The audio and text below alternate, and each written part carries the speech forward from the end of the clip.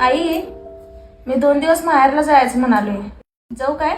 सारखं सारखं काय काम आहे तुझं माहेरला? काय गरज नाही माहेरला जायची.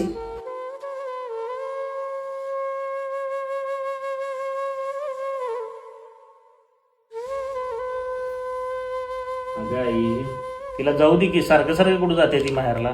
तू ग बस, तुला काय कळतंय? आताच्या सुनासने असंच बोलायला लागते, नाही तर डोक्यावर चढून बसतात.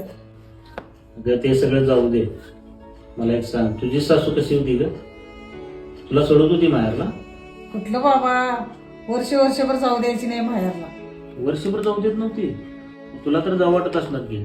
जाऊ तरी सारखं वाटायचं, कारण खडूस म्हातारी ती जाऊच द्यायची नाही मला. बघ आई, आता काय म्हणलीस? खडूस म्हणलीस का नाही सासूला तू? खडूस म्हणू तर काय म्हणू बाबा, लय पिडायची बाबा मला. नुसती किरकिर करायची, उठता बसता ठोकणं मारायची.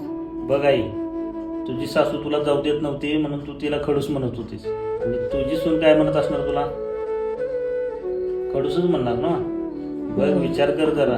बघ आई, तुला तुझ्या सासू सारखी खडूस सासू बनायचं आहे काय चांगली सासू बनायचं आहे ते तुझ्या हातात आहे. तूच ठरव आता. आता कळालं मला. पहिलं काय माझ्या लक्षातच आलं नाही ते. होय बाबा, चुकलं माझं. तिला जा म्हणायला पाहिजे होतं. अजून पण वेळ गेली नाही आई. अजून पण तिला जा म्हणून सांगू शकतेस तू. मग सांगतो जा म्हणून.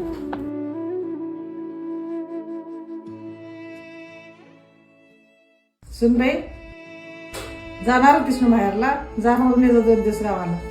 बर बर, जाऊन येतो काय?